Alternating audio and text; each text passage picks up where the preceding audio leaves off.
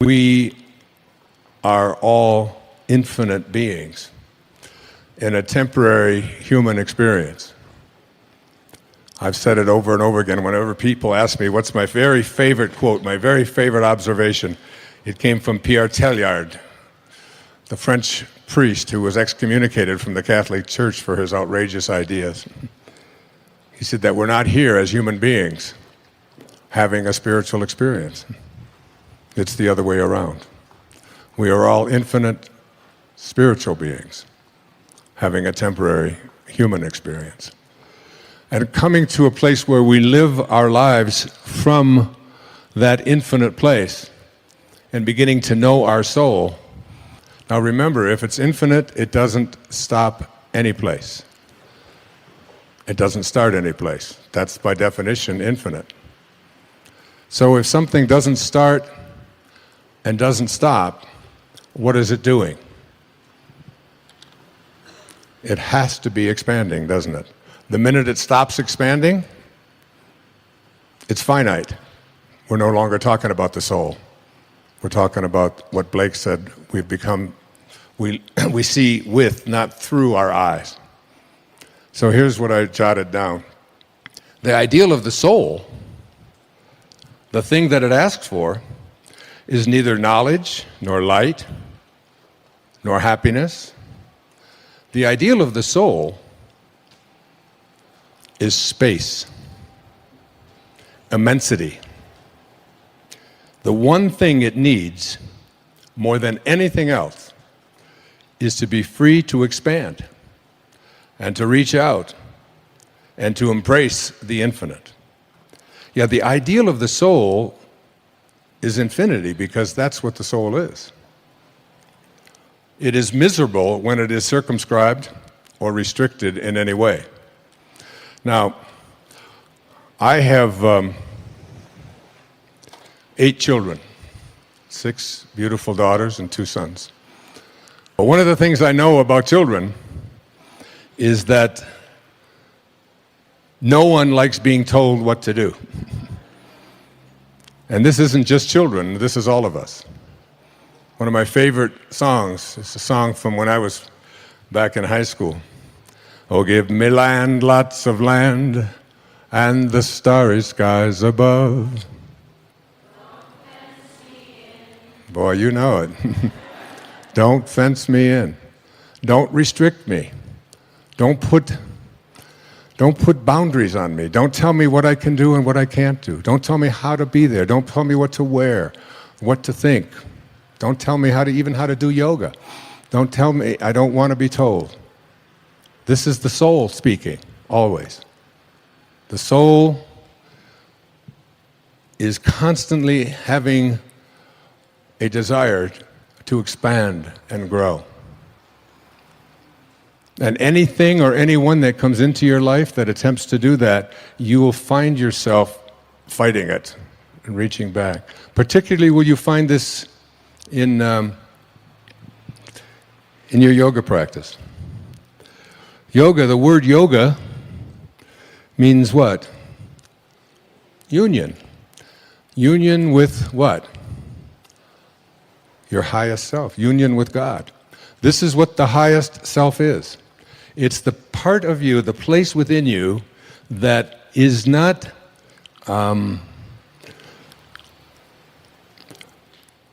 worshiping God.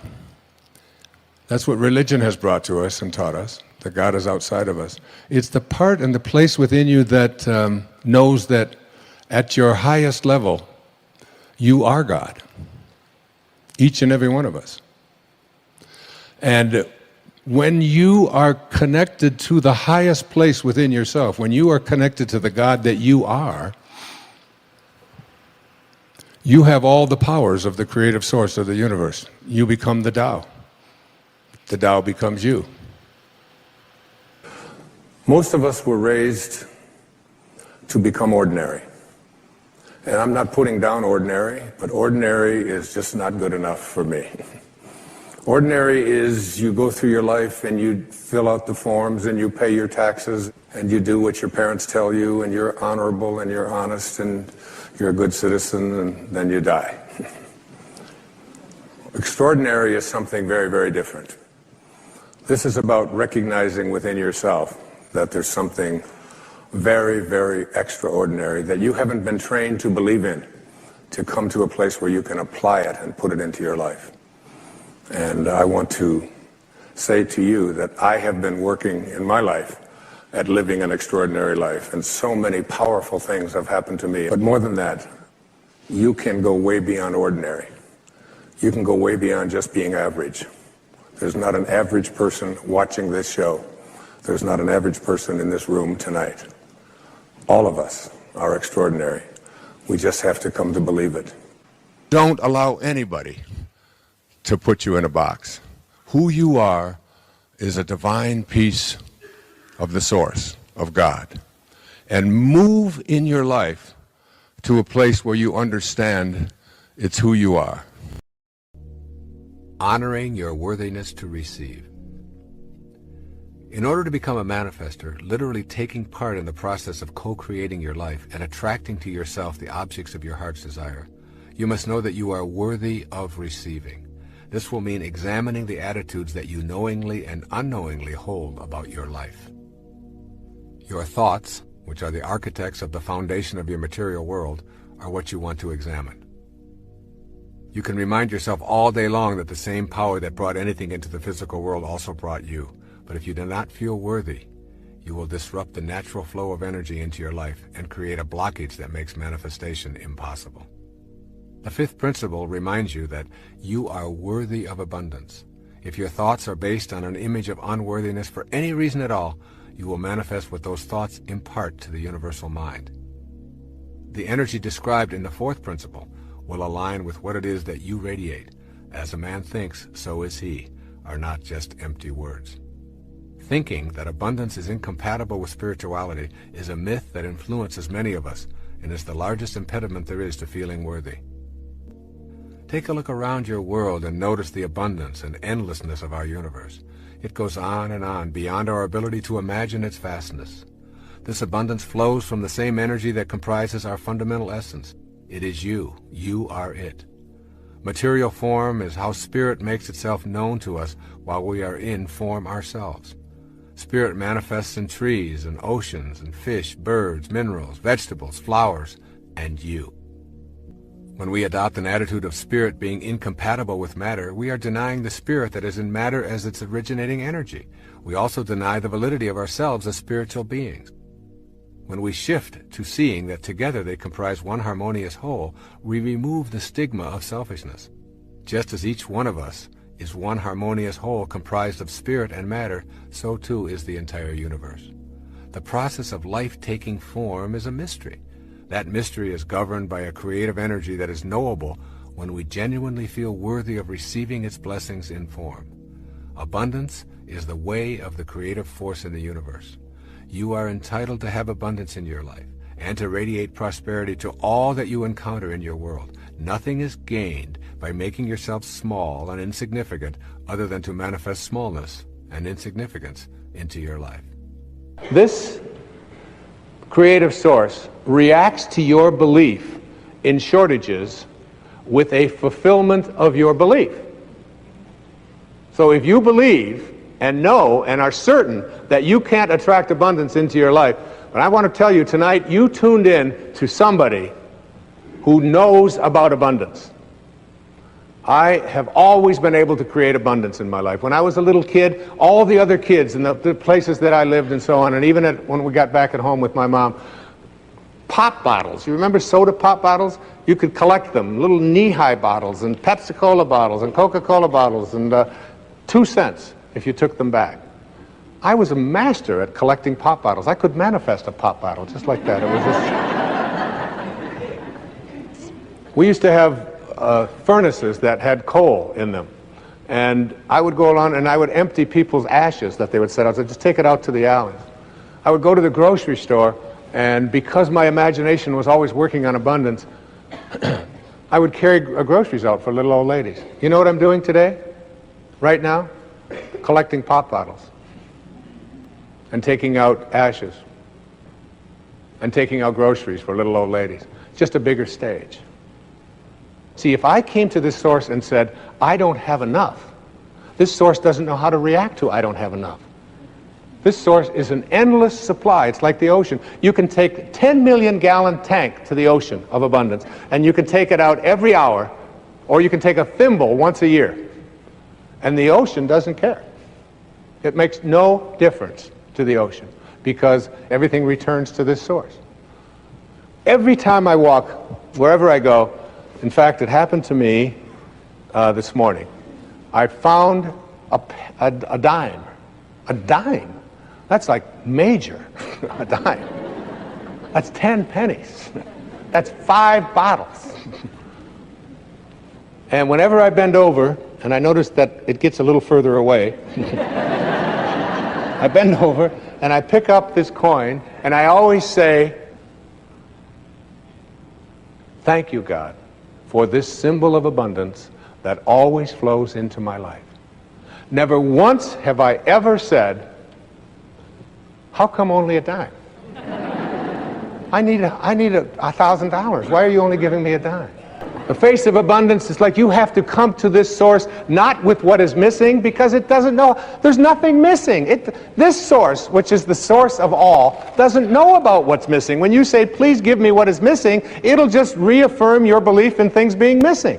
You have to come to this source by being abundant, by being in a state of gratitude, by being thankful for all that you are, and seeing yourself as attracting more and more of that, and being willing to give it away. We all are nervous sometimes, and we're shy sometimes, and we're afraid sometimes, and we don't take risks sometimes, and we're fearful, and we have to be careful, and those are all, that's what it means to be human. And we try to get as many people as we can on our side. So if we can get ourselves lumped with the majority, then we can feel greater. But every great innovative idea that ever happened started with a minority, started with an individual thinking like that. Will Rogers said one time, if you find yourself on the side of the majority, you better reform. You know, if you're thinking just like everybody else thinks, what have you got to offer? What is it that this unique thing, this unique human being that has never existed before, will never exist again, has never existed in this day as it exists, as you do in this day, just like every single day. Not only are you unique on this planet, but every day you're here, you're unique on this planet. Instead of that, we say, how can we get everybody to think like I do? Let's get into majority kind of thinking, you see. And that's like one of the first things to understand, that in order to be, Emerson said it, he talked about conformity, he said, to be a man you must therefore by nature be a nonconformist. And yet we have difficulty with non-conforming people, with people who have different ideas, with people who want to try something different. People who don't accept that we always have to be the way we've always been. We have quite a bit of difficulty with that. Most human beings use about 1/100th of their potential within their brains that it's capable of using. And every time we see somebody who is able to do things that seem so phenomenal, instantly we say, well, that's a weird person, or that's a freak, they must be faking it, or whatever. When there are places in the world where people don't even think pain, they don't even have words. There are some cultures, particularly in Eastern philosophies, where pain itself is not even a part of their vocabulary. They don't even invent words for that because they train themselves not to think in ways that are going to be immobilizing and depressing and so on. And I would work on this when I was working with people early in my career. And one of the greatest things that you can learn in your life is the understanding that as you go through your life, even the people who love you the most are not going to approve of you half of the time.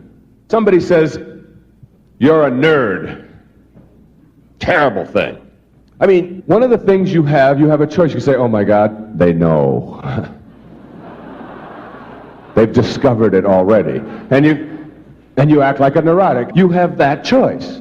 You have other choices as well.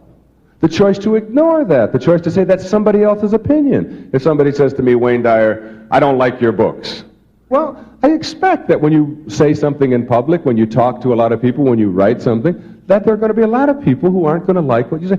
One of the highest levels, one of the highest places you can get to in your life is a place called being independent of the good opinion of other people. not necessarily needing everyone to approve of you all of the time. And we ought to have a lot of people out there who understand that, so that when they go through their lives and they run into disapproval, that instead of becoming depressed about that, that you understand that that's a condition. That's what it means to be a human being.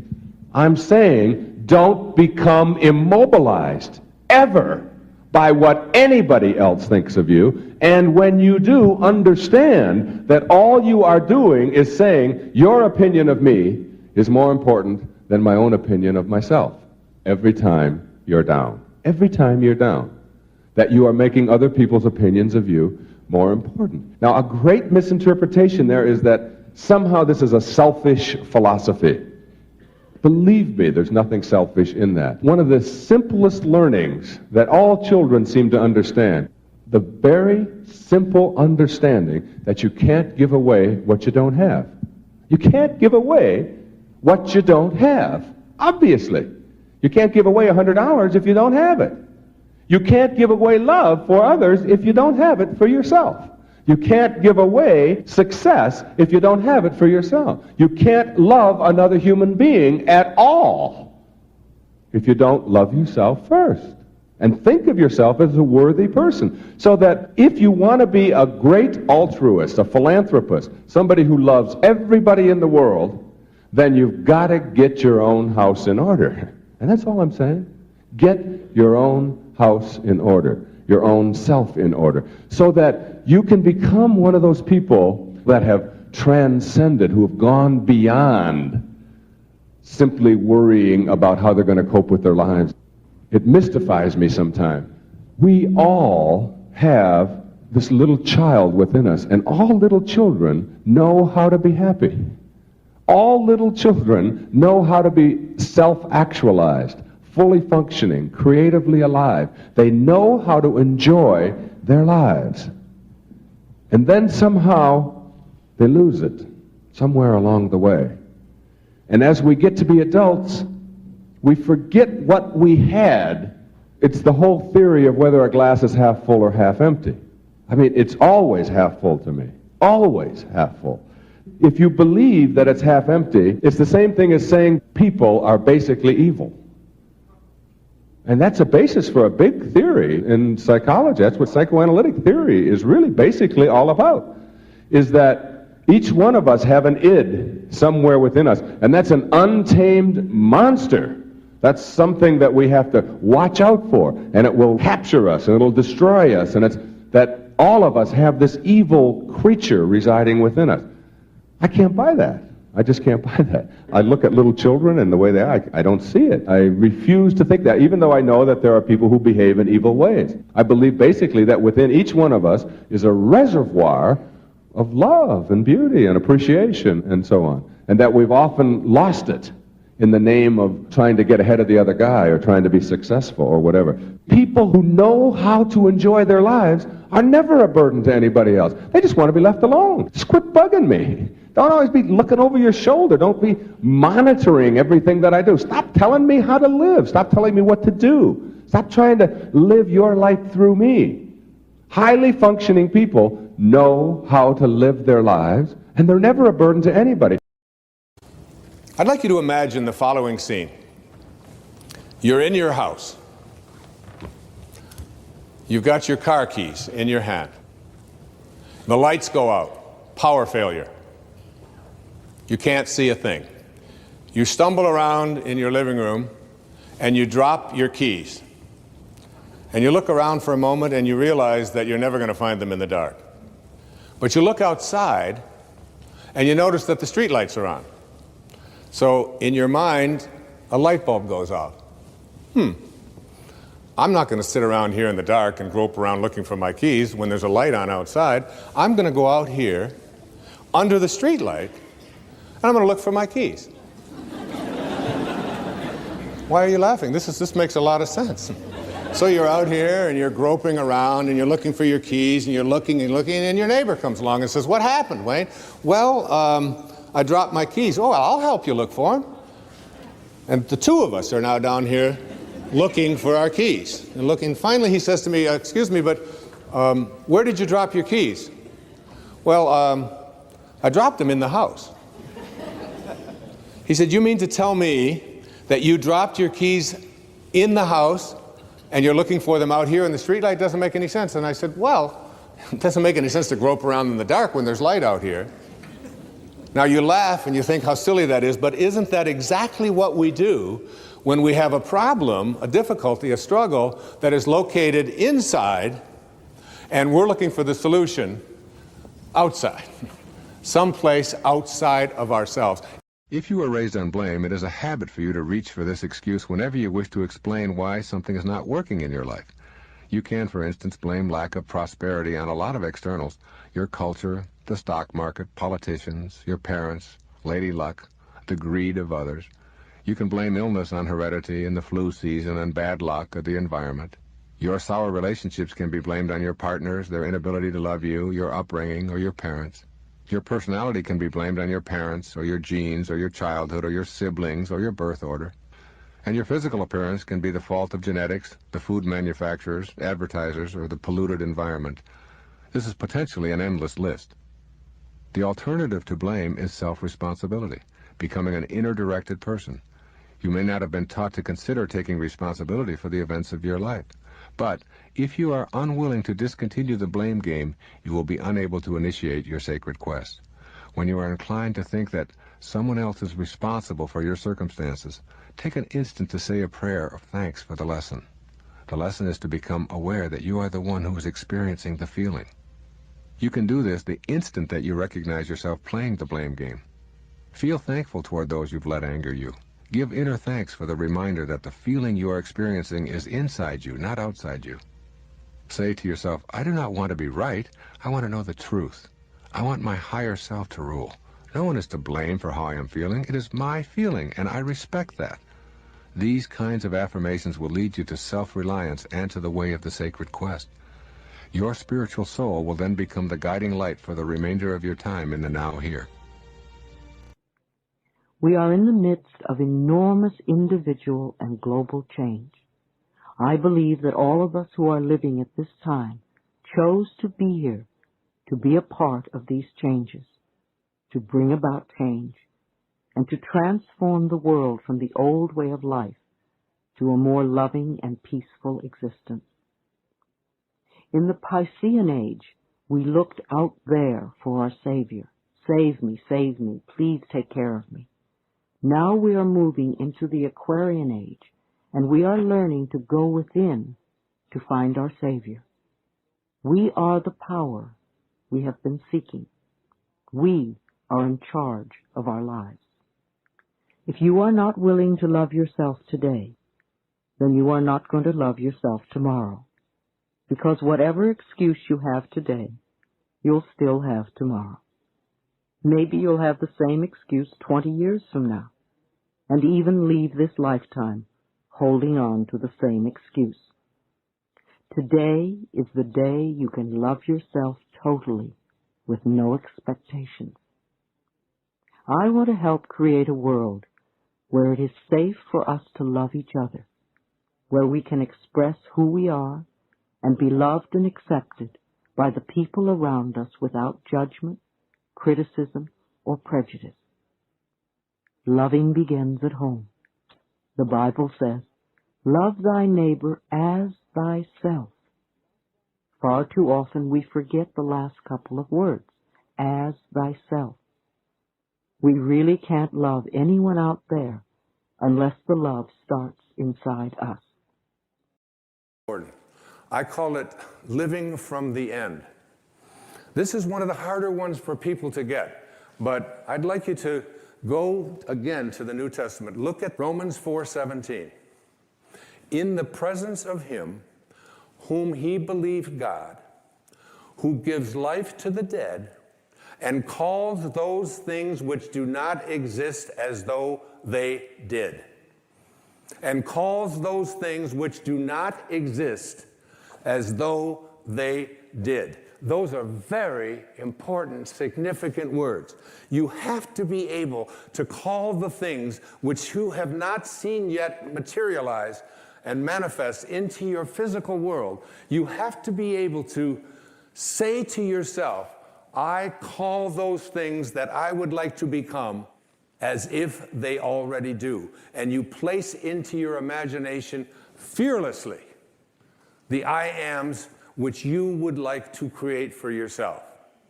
And when it's time for me to write another book, I don't even know what it's going to be. I just know that it starts germinating inside me. And it's like a calling, it's like a passion. And it's as if I call those things, the book does not exist. I call it as if it did. I have a wonderful quote by the man I've cited before. His name is Neville, and it goes like this. He says, disregard appearances, conditions, in fact, disregard all evidence of your senses, that is what your eyes and ears tell you, that deny the fulfillment of your desire, whatever it is you want to attract into your life. Disregard appearances, conditions, in fact, all evidence of your senses that deny the fulfillment of your desire. Rest in the assumption that you already are what you want to be. For in that determined assumption, you and your infinite being, your extraordinary self, which is what this program is about, are merged in creative unity, and with your infinite being, God, all things are possible. God never fails, and you are a piece of that which never fails. And you are going to move beyond just being a piece and just being a fragment and just being a segment until it becomes your overwhelming knowing that you have within you this divine capacity. You don't need evidence of your senses. I wrote a book a few years back. The title of it, I had to get my publisher because they didn't understand it. They called back, they said, I think you got this wrong. I said, no. It's called You'll See It When You Believe It. Not the other way around. People will say, well, I'll believe it when I see it. It doesn't work that way. You'll see it when inside you have a knowing. And Neville also said, therefore, to incarnate a new and a greater value of yourself, you must assume that you already are what you want to be, and then live by faith in this assumption. Now, this flies in the face of so much of what you've been told, because you have a tendency to believe that what your eyes and ears tell you is reality. But this is what we know by our senses. Just this little tiny fragment. I can't even get, it's like a millionth of a millimeter. And all that is unknown is in the invisible, in the imagination. And most of our attention is focused on, this is my beliefs and my disbeliefs about what is possible and what isn't possible are here. And it's an endless universe. So placing I ams into your imagination is one thing. It's an intellectual act. Living from the end means that you call the things which do not exist as if they did. You are a piece of God. You are a living, breathing creation that emanated from the universal mind of the all-creating source. You and God are the same thing. Very simply put, when you love and trust yourself, you're loving and trusting the wisdom that created you. And when you fail to love and trust yourself, you're denying that infinite wisdom in favor of your own ego. It's important here to remember that at every single moment of your life, you have the choice to either be a host to God or a hostage to your ego. So here's the question, host or hostage? Your ego's belief that you're separate from everyone, separate from what's missing in your life, and most egregiously, separate from God, further hampers your ability to live up to the intention of respecting yourself.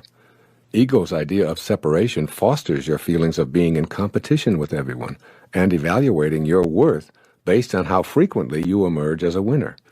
As a hostage to your ego, self-respect is unavailable because you feel judged for your failures.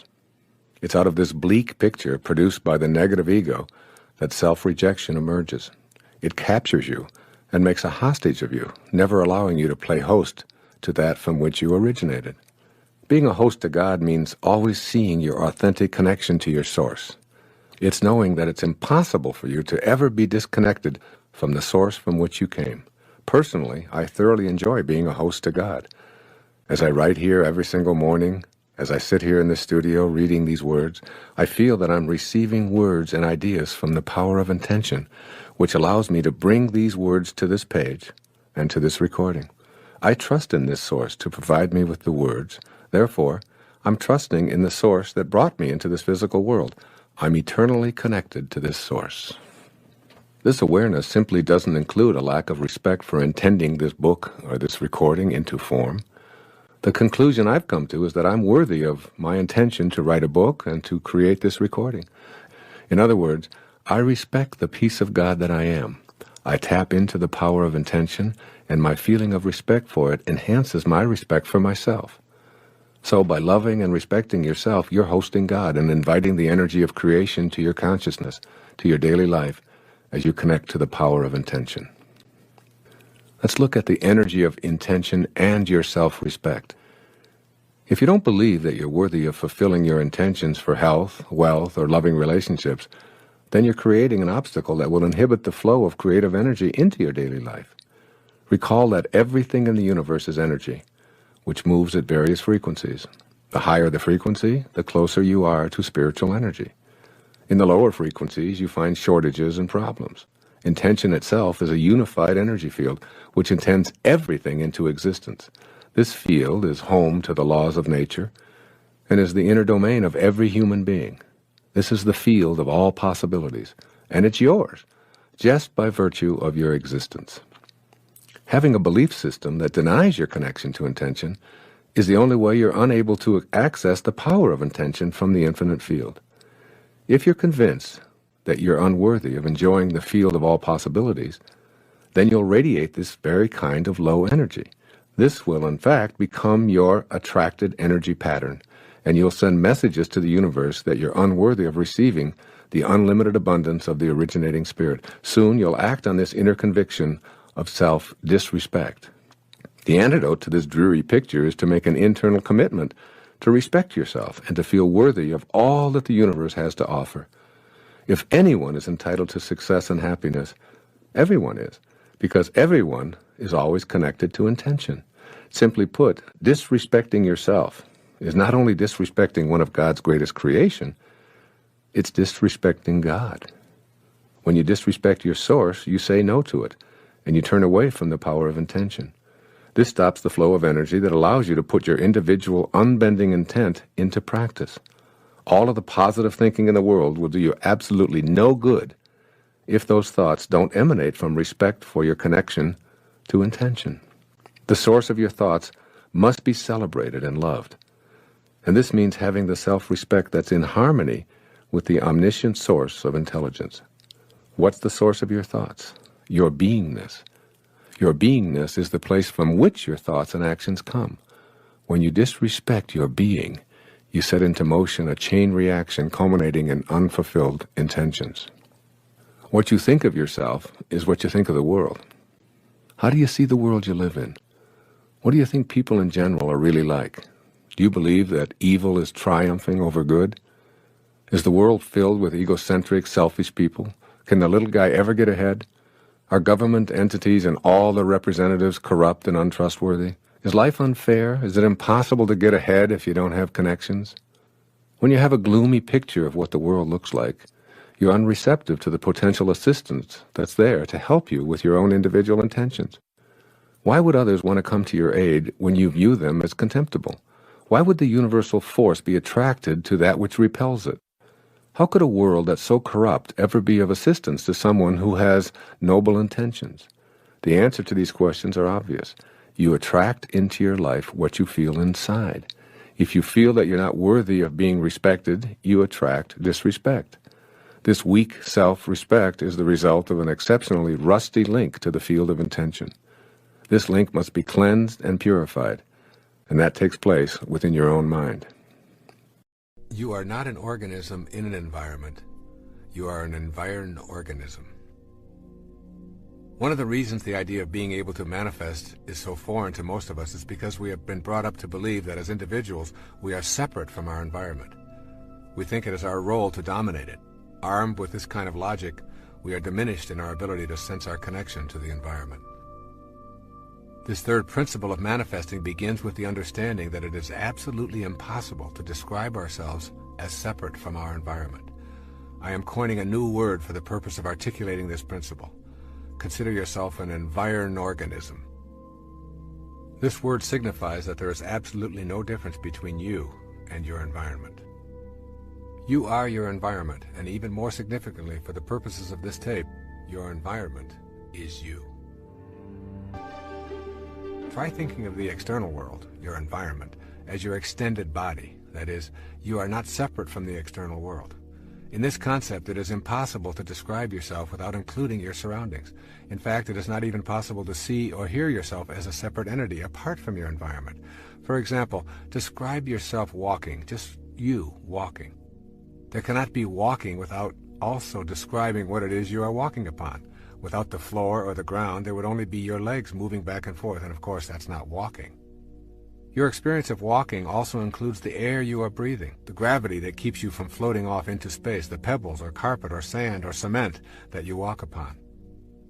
And I invite you to shift your awareness away from yourself as an organism in the environment to yourself as an extension of your environment and always inseparable from it. This means that you have to think of yourself as an individual and as an environment simultaneously. Have you ever seen a person with a front but without a back? Have you ever seen a person with an outside but without an inside? Well, these rhetorical questions are meant to stimulate you to consider how you can be differentiated and undifferentiated at the same time, and why this is important in learning to manifest your life as you choose. The nature of the physical world is essentially that of waves. Each wave of energy that makes up a physical mass has a crest or a peak and a nadir or a valley. These tops and bottoms of the waves are always easy to identify as separate, yet they are always together. You can never ever get a bucket full of peaks and observe them independent of their corresponding valleys. This is the fundamental feature of nature. Your front always has a back, your inside always has an outside. And now you must extend this understanding outward as well.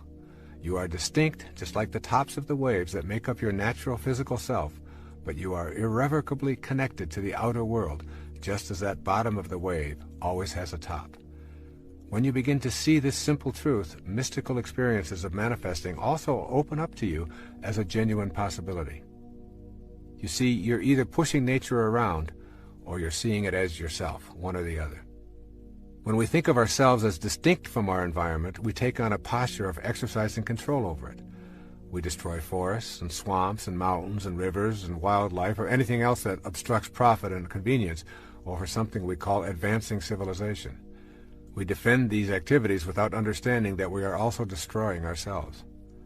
As we have seen, we cannot be described independent of our environment any more than our outside can be described without our inside. When we can respect that which appears to be external to us, we will build to live in harmony with, rather than in control over, our environment. In our personal lives, recognizing nature as ourselves opens up an entirely new world of manifestation. Your new faith will no longer permit you to see anything as separate. The separateness will always be there, just as the peak of the wave is separate from the trough. But they remain inseparable, even while separate. You will have fused the dichotomy that prevents you from putting this connective energy to work. You will begin to view yourself as an organic part of this world, rather than as a separate entity in this world. And then you'll see yourself as an organic part of this world. There's a popular belief that we come into this world. Thus, we are continuously embracing the idea that who we are and where we come from are two different worlds. The essence of the third spiritual principle for manifesting your destiny is that there is no separation, and rather than coming into this world as a construction project, you actually grow out of it. You are a result of what the universe is doing on a conscious level, just as a wave is what the ocean is doing, and a plum is what the plum tree is doing. The intelligence that is you, unseen as it may be, is you in every stage of your creation and life experience, and it is also the same in every other person, as well as in all things in our physical world. Notice that everyone breathes the same air, walks on the same ground, and thinks as an organism just like you. You are indeed connected to all of these beings. It is not an accident that someone living in a distant country with different outward physical characteristics and a separate language could die and donate their liver or kidney or cornea to you, and it would accommodate the life force flowing in you. A profoundly important Native American saying is, "No tree has branches so foolish as to fight among themselves." Imagine the result of such behavior by the tree. The tree and all of its parts would die from such an absurdity. Yet that is precisely what we do when we see ourselves as divided from all of the other people who are being peopled from the same divine intelligence. When you know that you grow out of this world just as an apple does from an apple tree, then you identify with the spiritual essence. It is in identification with this inner essence that you make your connection to everything else. And it is with this connection that you begin to attract your desires to your physical world. That power is in you, but it's not yours alone. The power and the magic of this world cannot be reserved for the exclusive use of anyone, including you. It is available at all times. However, it does not belong to anyone. What you are doing as an Environ organism is making contact with an energy that is beyond the dualism of the earth plane, and yet is connected to it at the same time, separate but distinct. You are a holistic being with both non-dualistic energy and the energy of the physical plane at your disposal.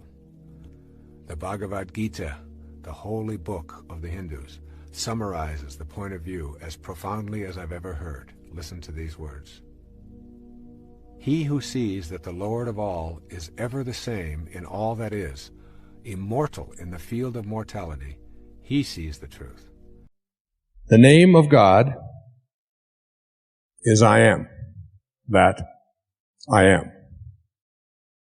Now, every time you use the name I am, you are using the name of God. How do you use this name?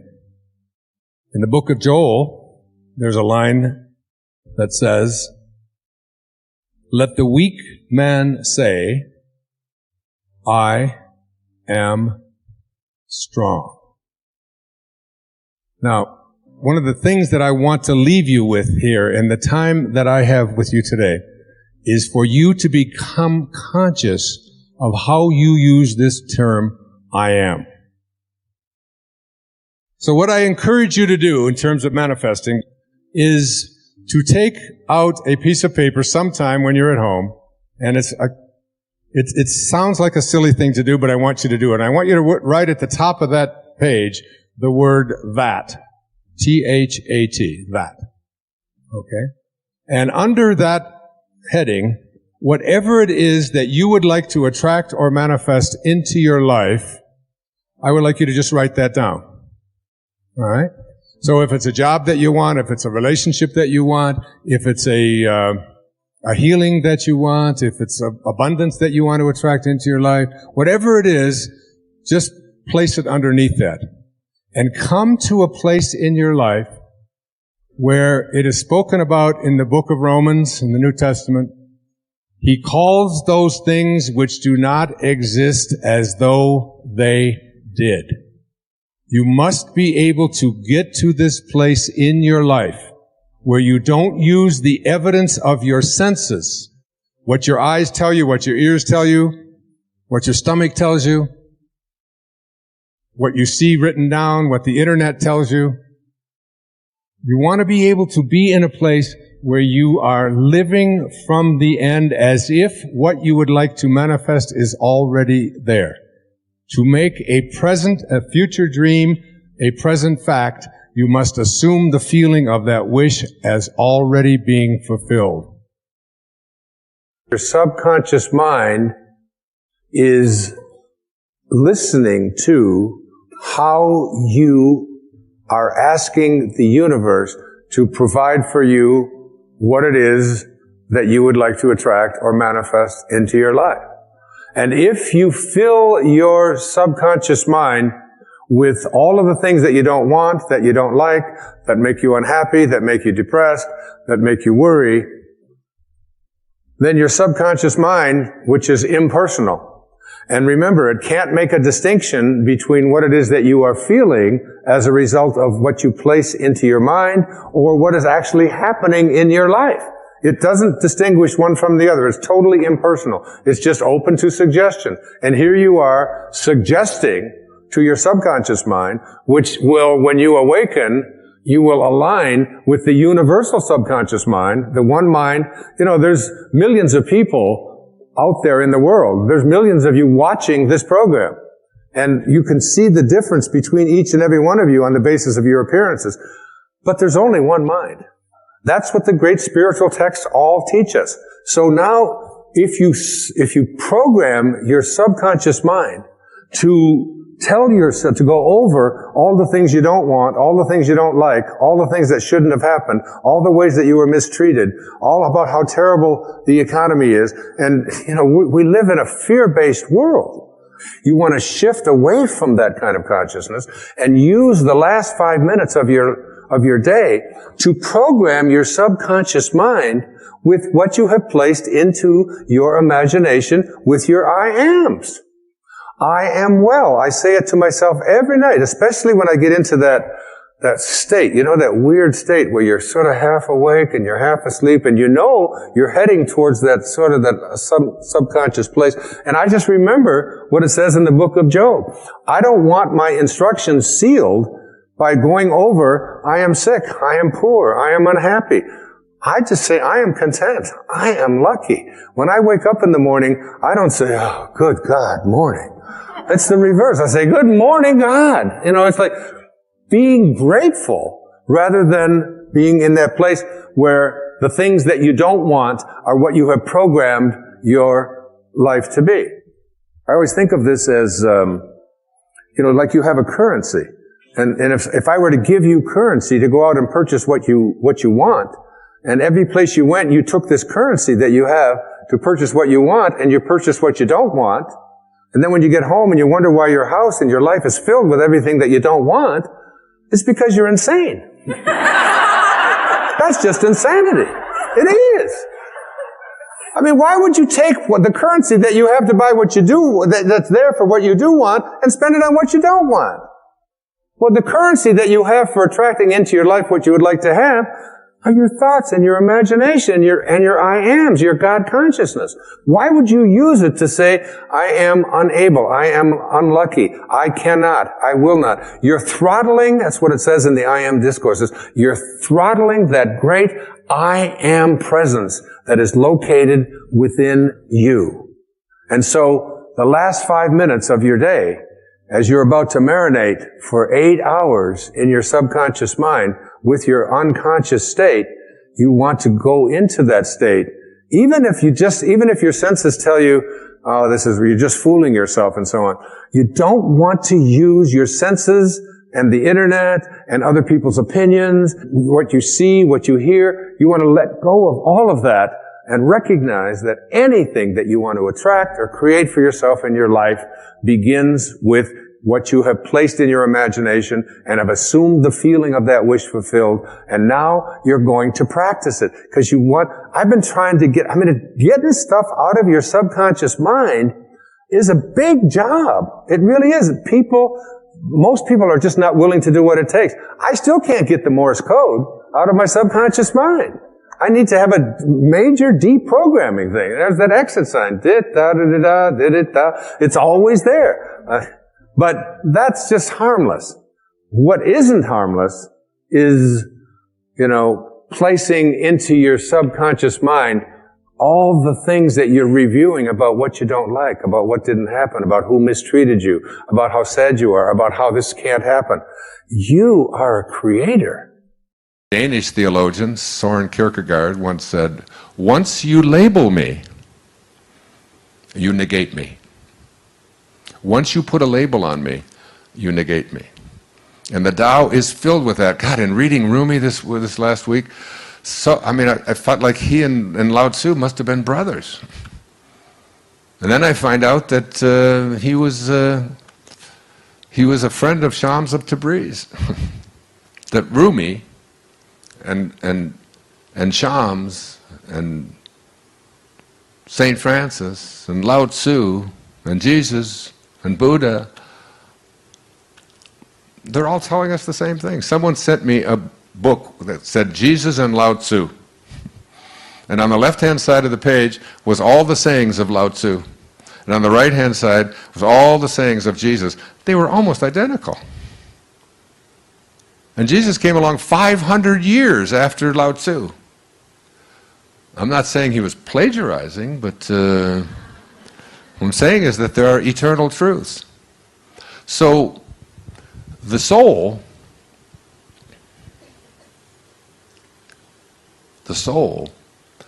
the invisible part of you, is the part of you that is infinite. Now, this is really the crux of what came up here to speak about this afternoon. The invisible part of you, the part of you that's watching, the part of you that is not what you have and what you do and what other people think of you, that's the ego. Remember, the ego is edging God out, E-G-O, edging God out. In the first 9 months of your life, while you were inside your mother's womb, there was nothing for you to do.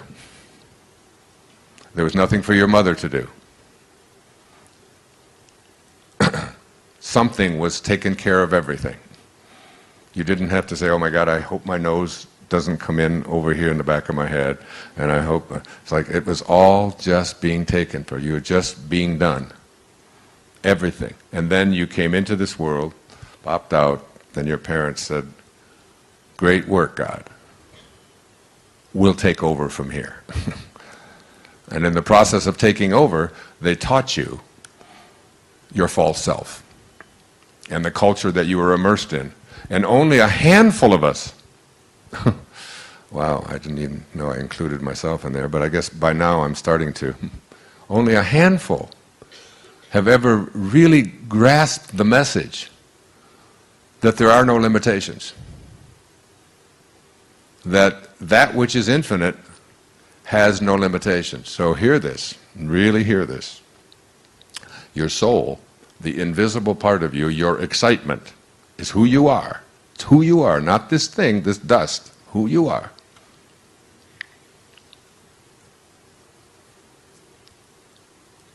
Resists anything that tries to make it finite.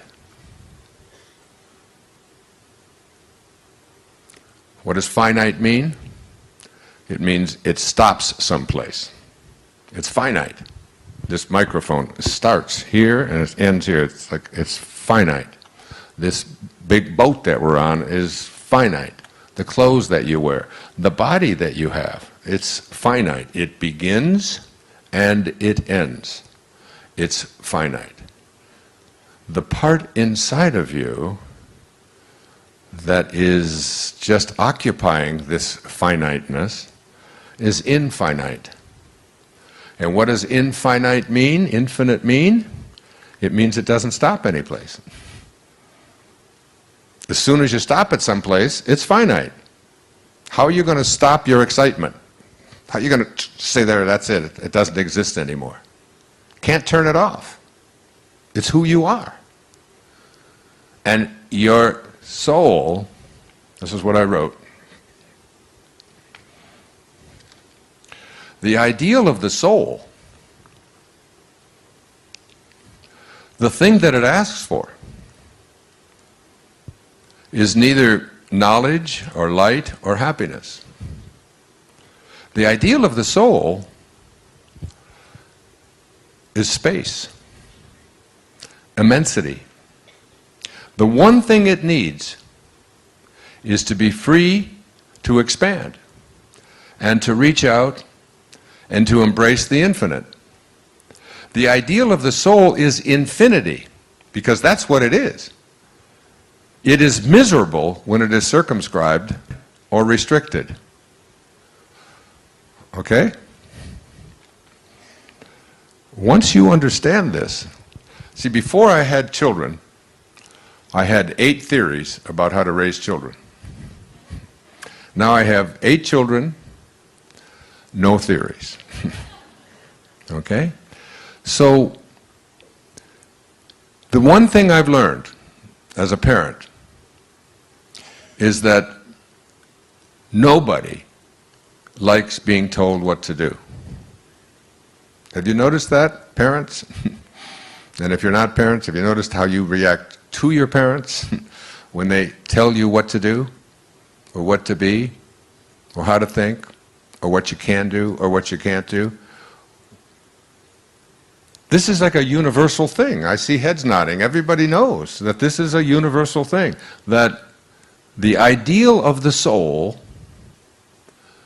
is infinity, because it's your excitement. It can't stop any place. As soon as you try to put it into a box, as soon as you try to circumscribe it, as soon as you try to tell it what it is, your soul will cry out with, "Don't tell me what to do. Don't tell me what I can be.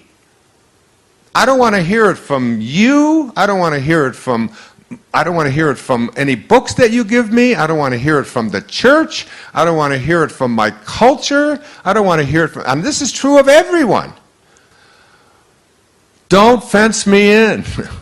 But I mean, loving somebody really means, really loving somebody means, I love you so much that I allow you to be whatever you choose to be, no matter how much it conflicts what I think you should be or what I would like you to be. I love you for that. And I impose no restrictions, no conditions. I put no boxes that you're going to fit into.